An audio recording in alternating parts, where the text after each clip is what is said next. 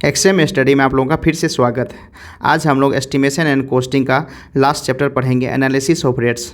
और इससे पहले हम लोग 4 चैप्टर पढ़ लिए हैं। जो भी बच्चे अभी तक नहीं पढ़े हैं 4 लेक्चर, जाकर के डिस्क्रिप्शन में लिंक दिया, वहाँ से जाके आप लोग देख सकते हैं। उसके बाद आप लोग को इसका पीडीएफ, जो एस्टिमेशन एंड कॉस्टिंग का पीडीएफ है ना, आप लोग को मेरे टेलीग्राम चैनल एक्सएम स्टडी पे जाके आप लोग वहाँ से डाउनलोड करके पूरा आप लोग एक बार पीडीएफ से पढ़ाई कर लीजिए। शाम को इसका 98 क्वेश्चन का एक महासंग्राम आप लोगों का क्वेश्चन कराने जा रहा हूँ। इसमें 200 से 300 क्वेश्चन कराएंगे, उससे एक भी क्वेश्चन आप लोग का बाहर नहीं जाएगा। और आप ये लोग अगर ये नोट्स पूरा पढ़ लीजिएगा और 300 क्वेश्चन कर लीजिएगा ना, तो एस्टिमेशन एंड कॉस्टिंग का आप लोग का जो भी बीटीएससी जेई हो गया या बिहार स्पेशल सर्वे अमीन हो गया, उससे एक भी क्वेश्चन आपका बाहर नहीं जाएगा। तो चलिए आज हम लोग एनालिसिस ऑफ रेट्स के बारे में पढ़ते हैं। देखिए, एनालिसिस ऑफ रेट्स होता क्या है, क्या कहता है? The process of determining the rate of any work in engineering project like earth work, brick work, plastering या पेंटिंग। कहने का मतलब जितना भी आप लोग को, जैसे ब्रिक वर्क हो गया, अर्थ वर्क हो गया, प्लास्टरिंग हो गया या पेंटिंग हो गया, जितना भी इंजीनियरिंग वर्क होता है ना, उसका जो हम लोग क्या करते हैं, रेट डिसाइड करते हैं, डिटरमाइन करते हैं। उसको हम लोग क्या बोलते हैं, इस टर्म को क्या बोलते हैं? एनालिसिस ऑफ रेट बोलते हैं। हम लोग किसी भी वर्क का रेट का एनालिसिस करते हैं। कह the rate of this work further help in the determining the cost of particular work. जो भी पार्टिकुलर वर्क होगा उसको निकालने में हम लोग को हेल्प होता है। कॉस्ट ऑफ प्रोजेक्ट, प्रोजेक्ट का कॉस्ट को कितना टोटल बिना प्रोजेक्ट में कॉस्ट लगा, उसको निकालने में हेल्प किया जाता है। अब इसमें देखिए कि आप लोगों को क्या है, analysis rate being done for, किसके लिए है? To determine the actual cost in item, to determine the project cost, to find out the feasibility of the project, to modify the existing and schedule of the rates, और the check the rate offer by the contractor. तो आप लोगों को question जहाँ से आएगा, मैं आप लोगों को वहाँ से मेन पॉइंट आप लोगों को बताऊँगा कि यहाँ से क्वेश्चन आएगा, उस चीज़ को आप लोग पढ़ लीजिएगा, तो आपका क्वेश्चन इस चैप्टर से एक भी क्वेश्चन नहीं छूटेगा। अब देखिए यहाँ क्वेश्चन कहाँ से आ रहा है। देखिए क्वेश्चन आपको यहाँ से आएगा, टास्क वर्क से, जिसको हम आउट टर्न बोलते हैं। क्वेश्चन आप लोग को यहाँ से पूछेगा, ये आप लोग को याद करने का है। तो ये टेबल आप लोग पूरा याद कर लीजिएगा। अगर याद कर लीजिएगा ना, 2 से 3 क्वेश्चन आप लोग को इससे पूछा ही जाएगा। तो क्या है आउट टर्न का मतलब? क्या होता है? It is the capacity of skill labour to work for 8 working hour, और it may be term as output of the labour per 8 working our. कहने का मतलब, इसका मतलब हुआ कि एक दिन में जो 8 घंटा होता है ना वर्किंग डे के लिए, उसमें आप कितना काम किए उसके बारे में बताया जाता है। आउट टर्न का मतलब क्या? नंबर ऑफ लेबर क्या हुआ, total work divided by total task work हो जाएगा, उससे हमको नंबर ऑफ वर्क पता चल जाएगा। अब देखिए क्या, अब लीड क्या होता है? इससे पहले मैं आप लोगों को लीड और लिफ्ट बताया था, उसी बारे में यहाँ लीड और लिफ्ट क्या है। लीड क्या है? Horizontal distance by the transportation in done between 2 points. 2 points के बीच जो ट्रांसपोर्टेशन है उसको हम लोग लीड बोलते हैं। मतलब एक जगह से दूसरी जगह जा रहे हैं, उस बीच का जो डिस्टेंस होता है उसको हम लोग क्या बोलते हैं? लीड बोलते हैं। वो हॉरिजॉन्टल डिस्टेंस होना चाहिए। इसमें एक चीज़ याद रखिए, हॉरिजॉन्टल डिस्टेंस होना चाहिए। तो लीड हो गया, पता चल गया। अब यहाँ से क्वेश्चन पूछा जाता है कि ये लीड का मॉडिफाई फैक्टर क्या होगा? मेटल्ड जो होगा ना उसके लिए 1 होता है। कार्ड जो होता है ना, कार्ड के लिए पूछेगा कितना होता है मॉडिफाई फैक्टर, 1.1 होता है। और सैंडी के लिए कितना होता है? 1.4 होता है। ये तीनों आप लोग याद कर लीजिएगा। ये तीनों क्वेश्चन आपको पूछा जाएगा जब भी पूछा जाएगा। अब इसमें देखिए क्या है कि हमको लिफ्ट जो है ना उसको लेड में चेंज करने के लिए कैसे करेंगे। अगर मेरा लिफ्ट का देखिए, लेड और लिफ्ट में क्या होता है? लेड जो ये होता है, ये डिस्टेंस हो गया लेड, और लिफ्ट क्या होगा? यहाँ से कितना डिस्टेंस ऊपर गया, इसको हम लोग लिफ्ट बोलते हैं। इस पोजीशन को ए, बी और सी, ए बी को लीड और बी सी गया तो लिफ्ट हो गया। तो अब लिफ्ट कितना है? मान लीजिए अगर लिफ्ट मेरा 3.6 मीटर से कम है, तो लेड क्या हो जाएगा? लिफ्ट इंटू 10 से मल्टीप्लाई कर देंगे। तो जैसे एग्जांपल 2 मीटर है लिफ्ट, तो क्या होगा? 2 इंटू 10 हो जाए तो वो लेड मेरा 20 मीटर हो जाएगा। इसी तरह से 3.6 से 6 मीटर के बीच में रहेगा, तो लिफ्ट स्क्वायर इंटू 8.3 हो जाएगा। जैसे एग्जांपल में 5 मीटर है, तो 5 मीटर स्क्वायर इंटू 8.3, 207.5 आ जाएगा। इसी तरह से ग्रेटर देन 6 मीटर है, तो वहाँ से लिफ्ट क्या होगा? इंटू 20 हो जाएगा। कितना? 20। तो 15 मीटर है, तो 15 इंटू 20 300 मीटर हो जाएगा। तो ये आप लोग को फैक्टर याद रखना है। तो मैं आप लोगों को इसका पीडीएफ मेरे टेलीग्राम चैनल एक्सएम स्टडी में दे दिया हूँ, वहाँ से आप लोग पूरा इसका नोट्स पढ़ सकते हैं, टोटल एस्टिमेशन कॉस्टिंग का। तो क्या quantities of the various item, जो अलग अलग आइटम का क्या क्या क्वांटिटी है उसके बारे में पढ़ते हैं। अब देखिए आरसीसी जो होता है ना, आरसीसी या पीसीसी, जैसे 1 मीटर क्यूब ड्राई कंक्रीट जो होता है ना आरसीसी का, उसको हम लोग वेट के रूप में कितना लेते हैं? 1.52। इसके साथ मल्टीप्लाइंग फैक्टर जाता है 0.52 होता है या 0.54 होता है, जो आप लोग ले लीजिए। तो यहाँ ये भी पूछा जाएगा कि आप लोग को 1 metre cube of dry concrete जो होता है किसके बराबर होता है? तो 1.52 से 1.54 metre cube of wet concrete हो जाएगा। जैसे कि compute the quantity of ingredient required 1 metre cube. अब 1 मीटर क्यूब किसके लिए करना है? तो 1 मीटर क्यूब के लिए करना है, तो कितना हो जाए? तो 1.52 ले लेते हैं। यहाँ से लेकर के हम लोग मल्टीप्लाई कर देंगे तो टोटल वॉल्यूम यहाँ निकल जाएगा यहाँ से। तो यहाँ टोटल वॉल्यूम निकल करके टोटल सबका अलग अलग का वॉल्यूम निकाल दिया गया है। यहाँ देखिए वॉल्यूम ऑफ सीमेंट अलग निकल गया, यहाँ से वॉल्यूम सीमेंट, इसी तरह नंबर ऑफ बैग निकल जाएगा। तो आप लोगों को पता है कि जो क्या होता है कि एक बैग में कितना आपको डेंस ये वॉल्यूम रहता है, वो 0.0345 रहता है, अप्रोक्स 0.035 रहता है। डिवाइड कीजिएगा तो नंबर ऑफ बैग्स निकल जाएगा। वेट नंबर ऑफ सीमेंट से यहाँ से पता चलेगा कितना वेट का वेट सीमेंट है। इसी तरह से वॉल्यूम ऑफ सीमेंट निकल जाएगा, जो रेशियो है डिवाइड बाय 7 कर देंगे, जितना टोटल है आप लोग का वेट उससे मल्टीप्लाई इतना वेट निकल गया, और ग्रेवल का भी निकल गया। इससे आप लोग को पता चल गया कि टोटल। लेकिन ये क्वेश्चन आप लोग को पूछेगा नहीं, तो इसलिए मैं आप लोग ब्रीफ जहाँ से पूछेगा वहाँ से क्वेश्चन, नॉमिकल आपने ज़्यादा पूछने वाला है नहीं एस्टिमेशन एंड कॉस्टिंग से। अब ब्रिक वर्क में क्या होता है कि ब्रिक वर्क में ये चीज़ रखना है, number of brick in 1 metre cube of masonry, masonry के 1 मीटर क्यूब में कितना नंबर ऑफ ब्रिक लगता है, 500 लगता है। ये आप लोग को याद रिमेंबर रखना है, ठीक है। कह रहा है volume of bricks in 1 metre cube. अब 1 मीटर क्यूब में नंबर कितना भी वॉल्यूम होता है, 0.7695 मीटर क्यूब। क्वेश्चन यहाँ से आप लोग को आएगा। इसी तरह से वॉल्यूम ऑफ मोटार में जो होगा ना, कितना वॉल्यूम है मोटार का, वॉल्यूम 0.2305 मीटर क्यूब होता है। 1 मीटर क्यूब मशीनरी में हम लोग का कितना मोटा रहता है, वॉल्यूम का 0.2305 रहता है। ये चीज़ आप लोग को पता होना चाहिए।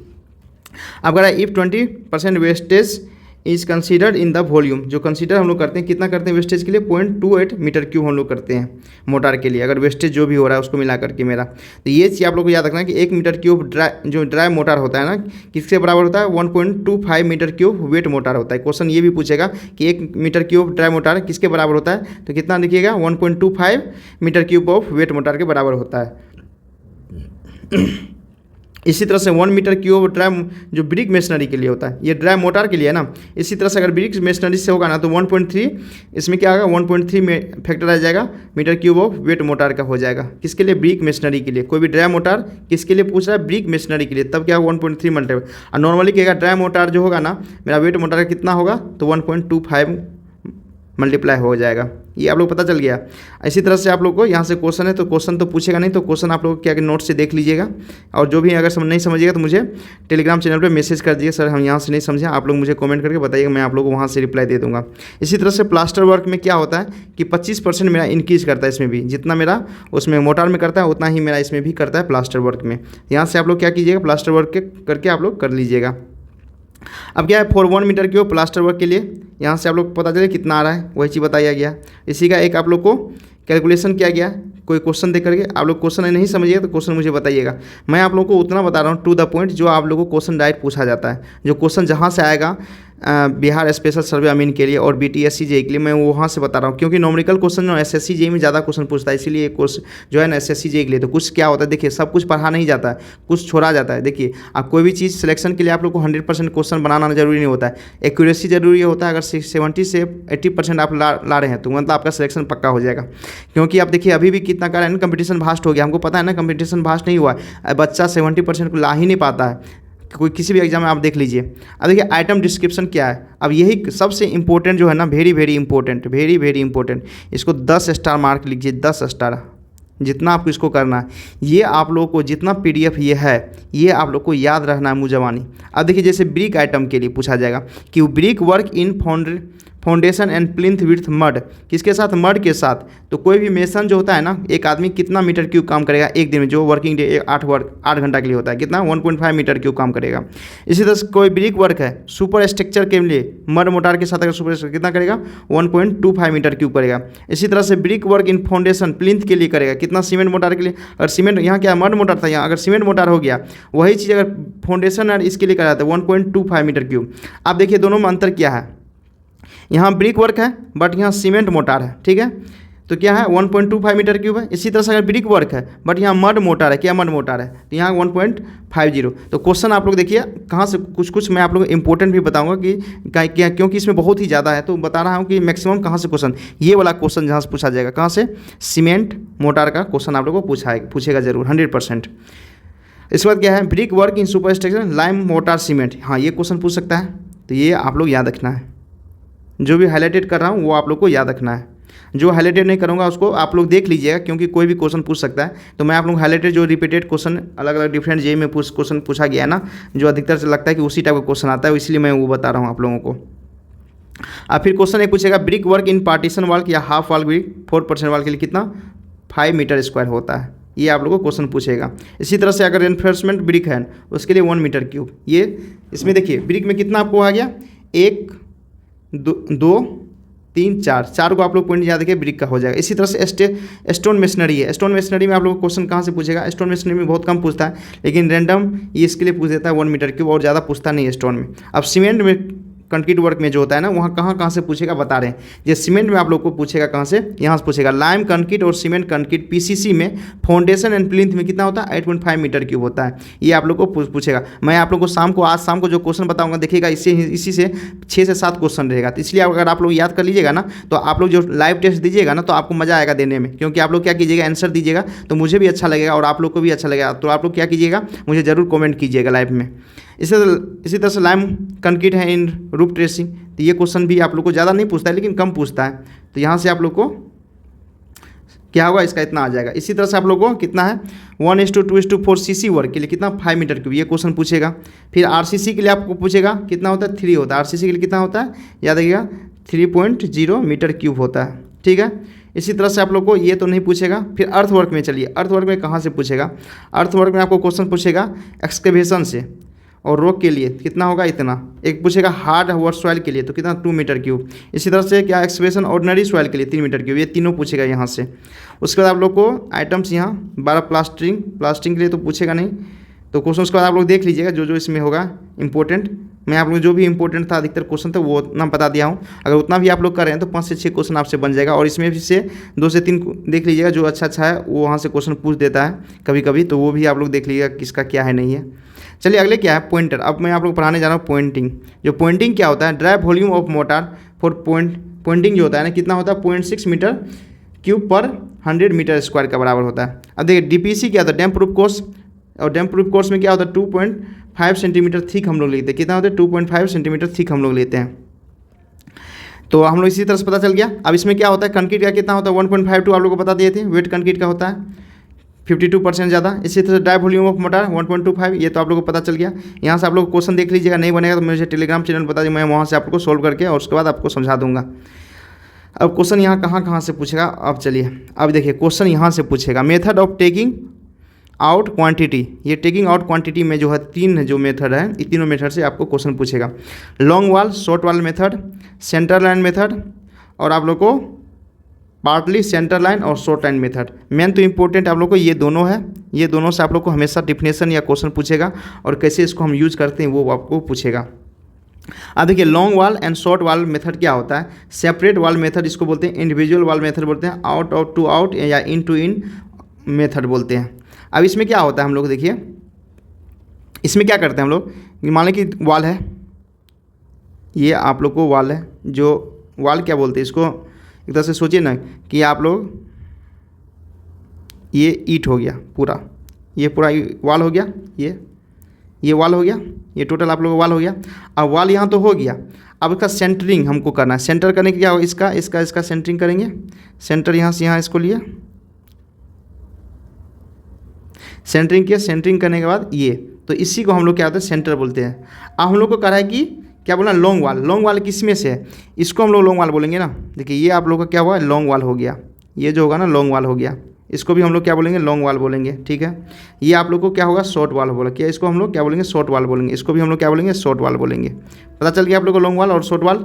अब देखिए लेंथ ऑफ लॉन्ग वाल हम लोग कैसे निकालते हैं, कुछ नहीं करते हैं। क्या होता है, लेंथ ऑफ लॉन्ग वाल जो होता है ना, हम लोग LX किसको मानते हैं, सेंटर लाइन को, जो मेरा सेंटर जो डिस्टेंस होता है उसको हम LX बोलते हैं, प्लस अब विड्थ ऑफ, ये टोटल विड्थ हो गया W, ये विड्थ का हाफ करेंगे तो ये डिस्टेंस आ जाएगा, कर दिए, प्लस ये विड्थ का हाफ कर दिए तो ये डिस्टेंस आ गया। तो ये टोटल क्या होगा, LX प्लस जो विड्थ टोटल एक वाल का होगा, अगर जोड़ देंगे तो मेरा लेंथ ऑफ लॉन्ग वाल निकल जाएगा।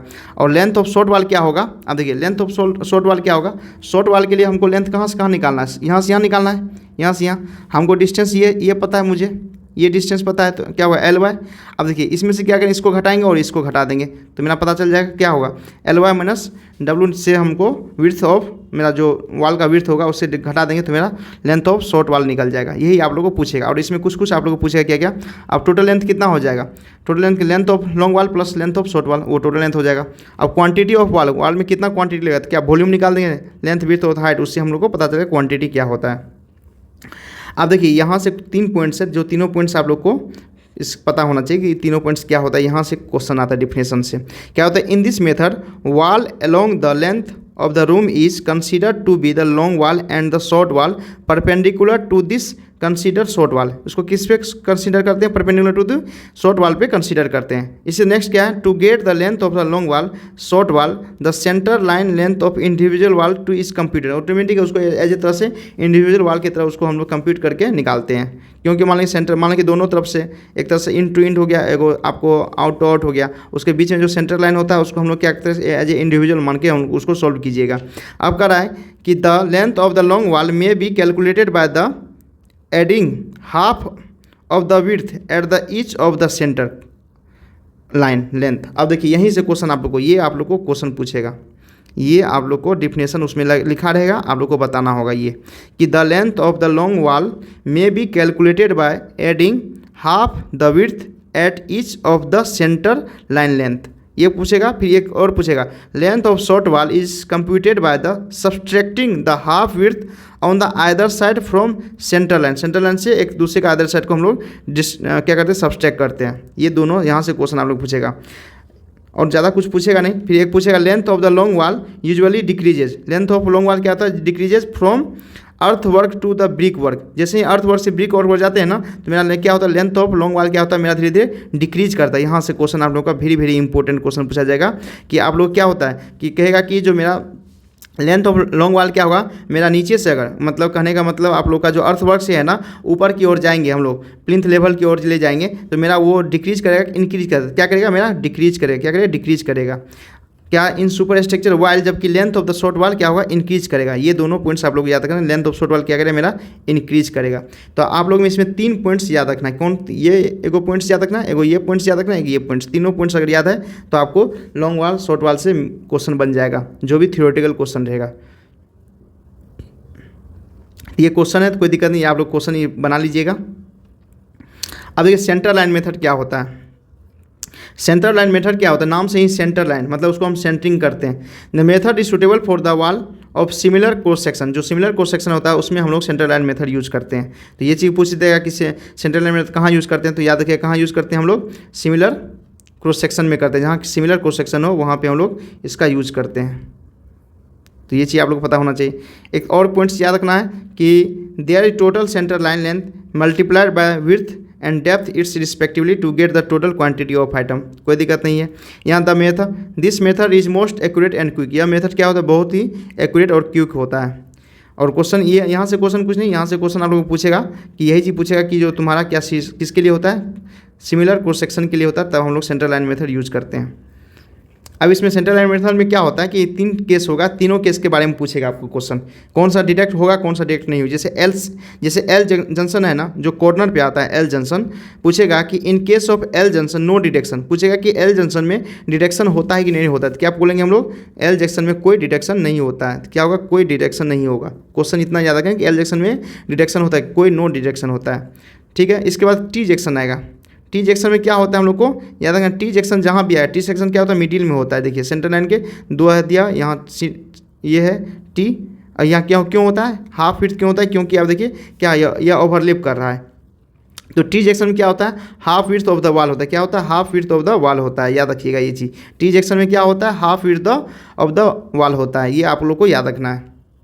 इसी तरह से क्रॉस जंक्शन, जहाँ पे क्रॉस जंक्शन हो गया, क्रॉस जंक्शन का मतलब देखिए ये और ये, तो क्रॉस जंक्शन ये हो गया। तो क्रॉस जंक्शन में देखिए जहाँ प्लस का सिंबल आ रहा है, तो वहाँ पे क्या, क्रॉस जंक्शन में क्या, फुल विड्थ हमको लेंगे, कितना, क्रॉस जंक्शन में फुल विड्थ लेंगे, टी जंक्शन में हाफ लेंगे, और आप लोग को कॉर्नर पे 0 लेंगे, जो हम लोग डिटेक्शन नहीं करेंगे। याद रखना है तीनों चीज़ आप लोग को, इतना चीज़ आप लोग को पता चल गया ना।